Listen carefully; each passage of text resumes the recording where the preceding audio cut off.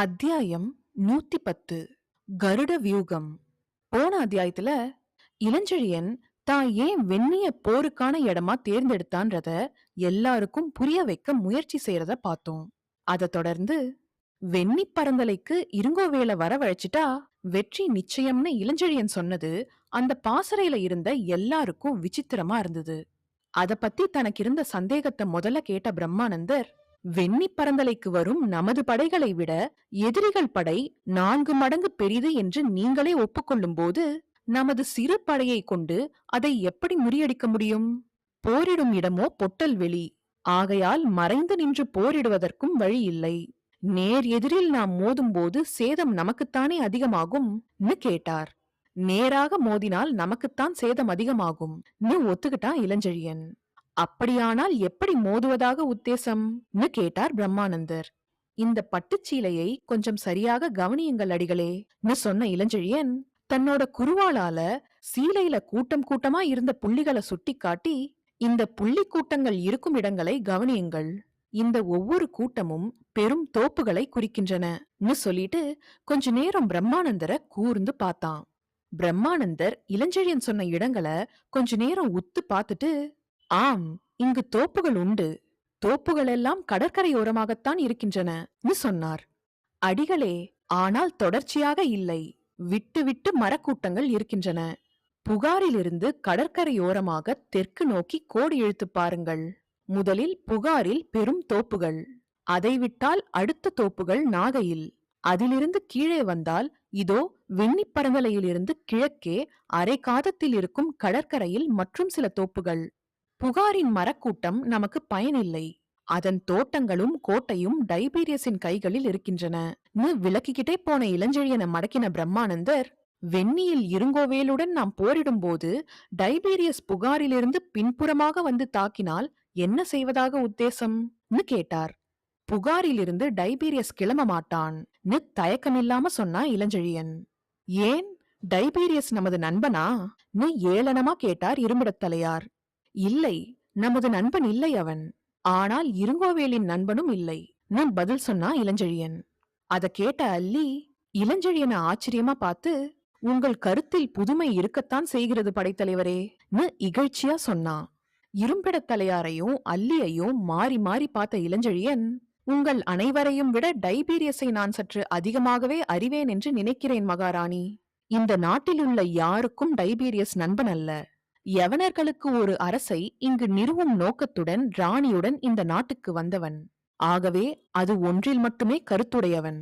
யார் யார் இந்த லட்சியம் நிறைவேற உதவுகிறார்களோ, எந்தெந்த சந்தர்ப்பங்கள் உதவுகின்றனவோ அந்த மனிதர்களுக்கும் சந்தர்ப்பங்களுக்குமே அவன் உற்ற நண்பன். இப்பொழுது புகார் அவன் கைவசம் இருக்கிறது. தமிழகத்தில் போர் நேர்ந்தால் புகாரை வலுப்படுத்தவும் அங்குள்ள யவனர்களை ஒன்று திரட்டி திறமையான படையாக அமைத்துக் கொள்ளவுமே அவன் முயல்வான். போரின் ஆரம்பத்தில் அவன் தலை காட்ட மாட்டான். இறுதியில் இருங்கோவேலுக்கு வெற்றி கிட்டும் போல் இருந்தால் அவனுக்கு உதவுவதற்காக வருவது போல் யவனர்களுடன் வருவான். வெற்றி நமக்கென்று தோன்றினால் நம்மை புகாருக்குள் அனுமதிக்காதிருக்க சகல ஏற்பாடுகளையும் செய்வான். ஒருவேளை அவன் இருங்கோவேலுக்கு உதவ தீர்மானித்து பின்புறம் தாக்க வந்தால் சொன்னான் கேட்டார் பிரம்மானந்தர். அத கேட்டதும் தன்னோட ஆசனத்துல இருந்து எழுந்த இளஞ்செழியன் தன்னோட குருவாளால சீலையில இருந்த நாகைய சுட்டி காட்டி, இங்கு இடையே நான் இருக்கிறேன் பிரம்மானந்தரே. டைபீரியஸ் பின்புறம் தாக்குவதானால் என்னை முறியடித்த பின்புதான் தாக்க வேண்டும் திட்டமாவும் வேகமாவும் பதில் சொன்னான். இளஞ்செழியனோட ஆவேசத்தை பார்த்த கரிகாலன் திகைச்சு போனான். அவனோட உணர்ச்சிகளை புரிஞ்சுகிட்ட இரும்பிடத்தலையார், நீர் அங்கே என்ன செய்கிறீர் கேட்டார். உடனே தன்னோட ஆவேசத்தை அடக்கிக்கிட்ட இளஞ்செழியன், படைத்தளம் அமைக்கிறேன். என் பாசறை நாகையில் இருக்கிறது. நிலப்போரிலும் கடற்போரிலும் வல்ல பரதவர் 1000 பேரை தவிர சுற்றுப்புற ஊர்களிலிருந்து சுமார் 2000 வீரர்களும் அங்கு வந்து குவிந்திருக்கிறார்கள். தவிர அம்பு விசிறும் யவன எந்திரங்களும் அங்கு தயாராகிக் கொண்டிருக்கின்றன. வெகு வேகமாக சத்தமின்றி கடற்கரையோரமாக உருளக்கூடிய ஆயுத வண்டிகளும் தயாராகின்றன.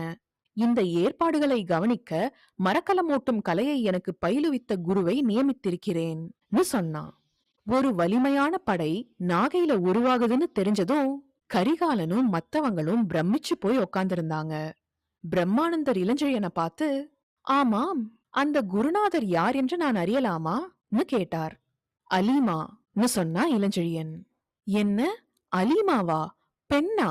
ஒரு பெண்ணிடமா இத்தனை பெரிய காரியத்தை ஒப்படைத்திருக்கிறீர்?ன்னு வியப்ப கேட்டார் பிரம்மானந்தர். ஆம், அதில் தவறென்ன? போர் தொழிலை விட கடுமையான உளவுத் தொழிலுக்கு இந்த நாட்டு மகாராணியையே நீங்கள் ஏவி இருக்க, படையை நிறுவும் ஒரு தொழிலுக்கு நான் ஒரு பெண்ணை நியமித்ததில் தவறென்ன?ன்னு கேட்டு லேசா சிரிச்ச இளஞ்செழியன் கரிகாலனை பார்த்து, மன்னவா, அந்த பெண் சாதாரண பெண் அல்ல. மரக்கலப் போரிலும் படைகளையும் எந்திர வாகனங்களையும் அமைப்பதில் நிகரற்றவள். டைபீரியஸின் சீடப்பெண்னு சொன்னான். அத கேட்டு இரும்பிடத்தலையார் பிரமிப்போடையும் கோவத்தோடையும், நன்று படைத்தலைவரே, எதிரியின் சீடப்பெண் உமக்கு படை திரட்டுகிறாளா? அவள் நாளைக்கே உம்மை டைபீரியஸிடம் காட்டிக் கொடுக்க மாட்டாள் என்று உமக்கு எப்படி தெரியும்?ன்னு கேட்டார். பிடத்தலையாரே, உங்கள் படைத்தலைவன் சிறு குழந்தை அல்ல. போர்களை பாராதவன் அல்ல. மனிதர்களை எடை போடும் திறனற்றவன் அல்ல. பல விஷயங்களை யோசித்துத்தான் அலீமாவை அந்த பணிக்கு நியமித்திருக்கிறேன். இப்பொழுது அலீமா டைபீரியஸின் பரம விரோதி.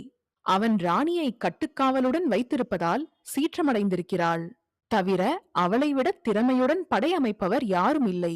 வெண்ணிப்போரில் நீங்களே புரிந்து கொள்வீர்கள்,ன்னு உறுதியா சொன்ன இளஞ்செழியன் நின்னுகிட்டே குனிஞ்சு பட்டு சீலையில இருந்த சில இடங்களை காட்டி, நாம் கவனிக்க வேண்டிய இடங்கள் 3: வெண்ணி, நாகை, புகார். வெண்ணியில் எதிரிகளை முறியடிக்க வேண்டும். முறியடிக்கப்பட்டவர்களில் மீதி இருப்போரை வடமேற்காக வாகை பரந்தலைக்கு செல்ல அனுமதிக்க வேண்டும்,ன்னு விளக்க ஆரம்பிச்சான். அவனை தடுத்த இருமிடத்தலையார், ஏன் அனுமதிக்க வேண்டும்?ன்னு கேட்டார். நாம் வடமேற்கில் போய்விட்டோம் என்ற நினைப்பில் டைபீரியஸ் புகாரில் அசிரத்தையாய் இருப்பான். நீங்கள் வாகையில் மீதிப்படைகளை அழிக்கும்போது பிரம்மானந்தர் வானகரையிலிருந்து புகாரை தாக்குவார். நான் மேற்குப்புறம் இருந்து புகாருக்குள் நுழைவேன்,ன்னு சொன்னா இளஞ்செழியன். நீர்தான் வானகரை யவனர்களை டைபீரியஸுடன் சேர்த்து விட்டீரே,ன்னு அழுத்துக்கிட்டார் பிரம்மானந்தர். அவர்களை பற்றி கவலைப்பட வேண்டாம். குமரன் சென்னியும் பரதவல்லாளனும் மீதியுள்ள வீரர்களும் போதும் புகாரை தாக்க,ன்னு சொல்லி பிரம்மானந்தரை அடக்கின இளஞ்செழியன், புகாரை விடுங்கள், அதை கண்ணிமைக்கும் நேரத்தில் கைப்பற்றுகிறேன். இப்பொழுது நாட்டின் பெரும் போரை கவனிப்போம்,ன்னு சொல்லி கரிகாலனை பார்த்து, மன்னவா, வெண்ணிப்பரந்தலை பொட்டல்வெளி ஆனாலும் அதன் இரு புறத்திலும் அரைக்காத தூரத்தில் தோப்புகள் இருக்கின்றன. அந்த இரு தோப்புகளையும் நினைவில் வைத்துக்கொண்டு இப்பொழுது வெண்ணியை கவனியுங்கள். இருங்கோவேல் உறையூரிலிருந்து வெண்ணிக்கு வந்தால் அங்குள்ள பொட்டல்வெளியையும் தன் படைபலத்தையும் பார்த்து சர்ப்ப வியூகமாகத்தான் படைகளை வகுப்பான். அவன் படைகள் வெண்ணிப்பரந்தலை முகப்பில் பெரிய சர்ப்பம் போல் வளைந்து கிடக்கும். அதன் தலை மேற்கே உள்ள தோப்பு முனை வரைக்கும் போகலாம். வால் கிழக்கே உள்ள தோப்பை எட்டலாம்.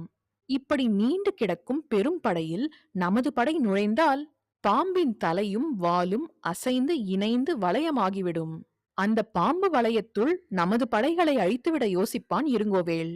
அந்த சர்ப்ப வளையத்தில் நாம் அகப்பட்டால்,ன்னு சொல்லிக்கிட்டே போன இளஞ்செழியனை தடுத்த ஒரு படைத்தலைவன், அழிவு நிச்சயம்,ன்னு சொன்னான்.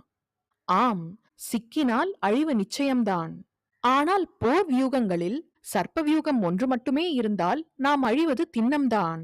கருட வியூகம் என ஒன்று உண்டு. சர்ப்பம் எத்தனை நீண்டதாய் இருந்தாலும் அதை கருடன் அழிக்க முடியும்.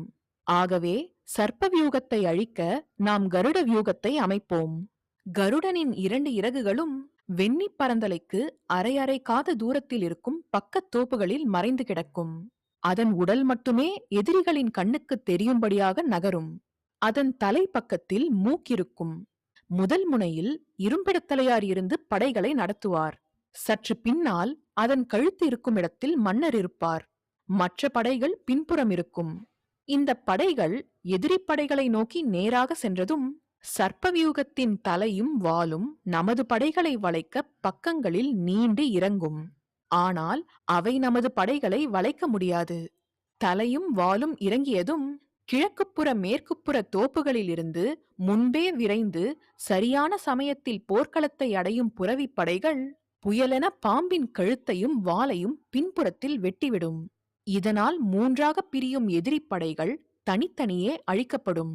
இப்படி திடீர் தாக்குதலாலும் வியூகம் கலைந்ததாலும் குழம்பிப் போகும் படைகளில் யானை படைகள் மீது நமது எந்திர வண்டிகள் அம்புகளை வீசினால் எதிரிப் படைகளில் ஏற்படும் குழப்பமும் சேதமும் சொல்லி முடியாது. அந்த குழப்பத்தை நாம் பயன்படுத்திக் கொள்ள வேண்டும். இதுதான் என் திட்டம். பட்டு சீலையில் மற்ற விவரங்கள் தெளிவாய் இருக்கின்றனன்னு சொல்லிட்டு தன்னோட மஞ்சத்துல நல்லா சாஞ்சி உக்காந்துகிட்டான் இளஞ்செழியன். இளஞ்செழியன் எவ்ளோ தூரம் அணு அணுவா யோசிச்சு திட்டத்தை போட்டிருக்கான்றத புரிஞ்சுகிட்ட கரிகாலனும் இரும்பிடத் தலையாரும் மத்த படைத்தலைவர்களும் கொஞ்ச நேரம் பேசாமலே இருந்தாங்க. இதைவிட சிறந்த திட்டத்தை தயாரிக்க முடியாதுன்ற முடிவுக்கு வந்த இரும்பிடத் தலையார் அத வாய்விட்டு பகிரங்கமாவே சொல்லி தாம் முன்னால எழுப்பின சந்தேகங்களுக்கு மன்னிப்பும் கேட்டார். கரிகாலன் தன்னோட பார்வையாலேயே இளஞ்செழியனுக்கு நன்றிய சொல்லி இளஞ்செழியனோட தோள் மேல கைய போட்டுக்கிட்டு அவனையும் அல்லியையும் அங்க இருந்து வெளியில கூட்டிக்கிட்டு போனான். வெளியில வந்ததும் இளஞ்செழியனை கொஞ்ச நேரம் பார்த்த கரிகாலன், படைத்தலைவரே, மன்னனுக்கு ஒரு கடமையை முடித்து விட்டீர்கள். ஆனால் முடிக்க வேண்டிய மற்றொரு கடமை இருக்கிறதுன்னு சொன்னான். கரிகாலன் என்ன சொல்றான்றத புரிஞ்சிக்க முடியாம, மன்னராணை எதுவானாலும் அதற்கு பணியத் தயார்னு சொன்னா இளஞ்செழியன். ஆனா கரிகாலனோட ஆணை இளஞ்செழியனோட தலையில இடி விழுந்த மாதிரி இருந்தது. அவரோட ஆணைக்கு கீழ்ப்படியவும் முடியாம மீறவும் முடியாம கலங்கினா இளஞ்செழியன். கரிகாலனோட ஆணை என்னன்றத அடுத்த அத்தியாயத்துல பார்க்கலாம்.